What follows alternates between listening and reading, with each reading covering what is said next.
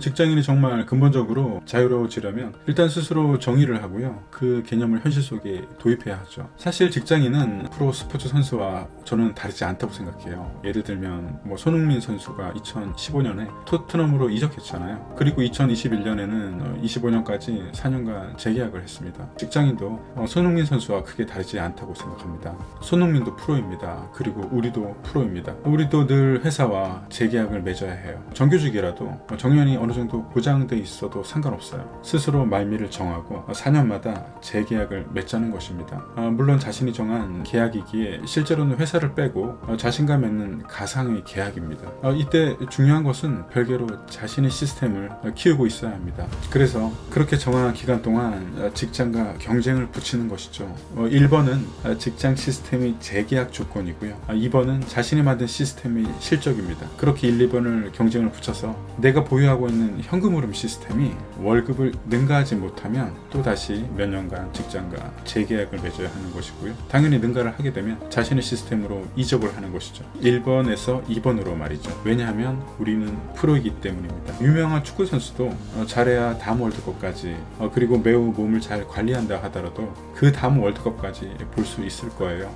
그래서 얼마 지나지 않아서 그들도 다른 선배들처럼 현역에서는 볼 수 없을 겁니다. 그래서 축구 선수의 수명은 짧고요. 직장인의 수명도 짧습니다. 이제 직장인으로 30대 후반에서 40대 정도라면 손흥민 선수와의 현역 기간과 별 차이가 없을 거예요. 한 10년 하게 되면 스포츠 선수가 해설가로 아니면 예능에서 나오듯이 직장인도 다른 방식으로 활동을 해야 하죠. 그렇게 직장인의 삶은 짧습니다. 그래서 직장과 자신 스스로 만든 시스템과 경쟁을 붙이는 것은 크게 의미가 있어요.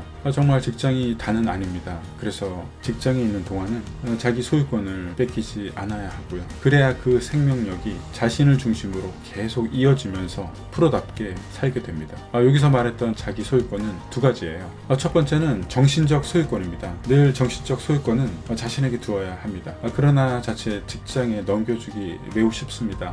직장의 일들은 그렇게 만만하지 않잖아요. 몸은 퇴근을 했고 집에 있어도 또는 주말까지도 띄엄띄엄 직장의 일들은 정신에 매달려 있다가 기웃거리죠. 특히 직장에 현안이 있을 때 더욱 그렇잖아요. 이건 전형적인 직장에다가 자신의 소유권을 넘겨주는 일입니다. 저도 예전에 자주 그랬어요. 그러나 무의식적으로 벌어지는 일이다 보니까 스스로 자각하기 전에는 정말 떨쳐버리기 어려웠습니다. 정신적 소유권의 개념을 알고 있어야 조금씩 사라지게 됩니다. 그래서 이 개념이 정말 중요하고요. 언제나 정신적 소유권을 인지하고 늘 고수하시기 바랍니다.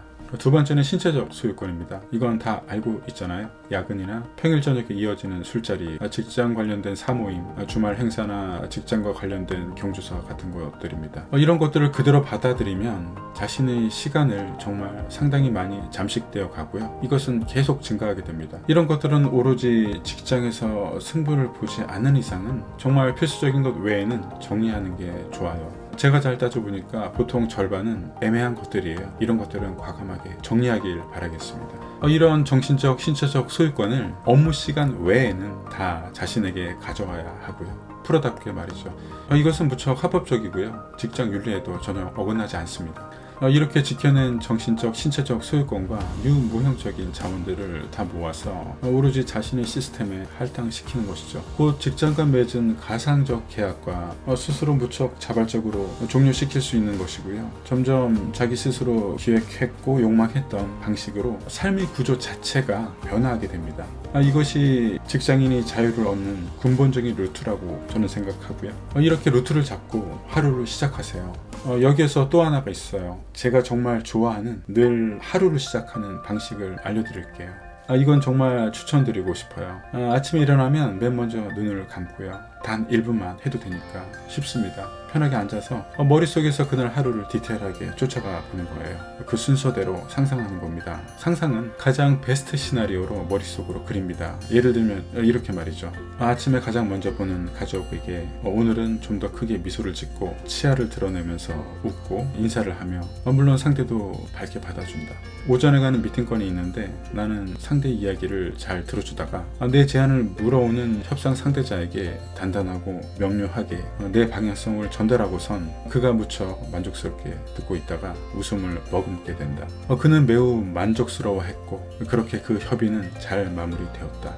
소소하게 그날 쓰는 글조차, 오늘 먹는 밥조차 잘 흘러가면서 소화가 되고, 이렇듯이 오늘은 무척 만족스러운 발걸음으로 걷다가 노을을 본다.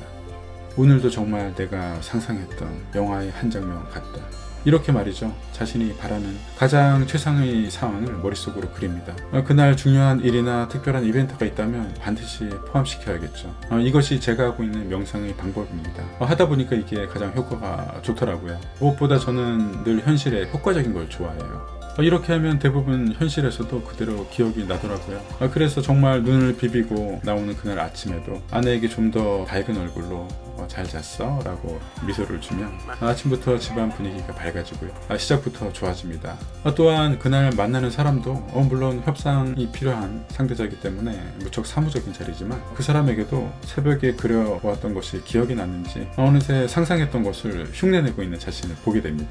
물론 100%는 아니겠죠. 그런데 이것은 한 것과 하지 않은 것은 분명하게 차이가 있어요. 모르는 길도 한번 갔던 길은 익숙해서 저절로 그리로 향하잖아요. 이 짧은 긍정적인 시뮬레이션도 그날의 결과치를 확실하게 바꾸게 됩니다. 이런 방식으로 명상을 한 지도 2년쯤 되어가고 있고요. 제가 따라하는 성인들은 모두 명상을 하고 있더라고요. 그런데 저는 다른 것들은 몰라도 명상만큼은 공감이 가지 않았어요. 왠지 정적이고 수양을 하는 것처럼 그래서 저랑 잘 맞지 않는 행위라고 치부했는데 생각해보니까 제게 맞는 방법을 몰랐던 것 같아요. 제게 맞는 명상의 방식은 바로 이거였던 것 같습니다. 무척 실용적이고 당장 변화를 주었기 때문에 이런 명상 방식을 저는 참 좋아합니다. 하루에 단 2분이라도 하루의 스케줄을 체크하듯이 하루를 쭉 따라가 보는 것이고요. 그리고 계속 최상의 시나리오만을 접목해서 상상하는 겁니다. 물론 당연히 그렇게 되는 거야, 그렇고 말고 라고 느끼면서 따라가는 것이죠. 당연하게 태연하게 그려봅니다. 그리고 눈을 뜨고 하루를 시작하는 것이죠. 참 쉽습니다. 한번 따라 해보시길 바라고요. 이런 것들이 당신의 자유로운 조건에 많은 도움이 되길 바라겠습니다. 저는 당신이 자유로 향하는 그 길에서 늘 함께 하겠습니다. 공감하셨다면 구독과 좋아요 부탁드리고요. 끝까지 봐주셔서 감사합니다.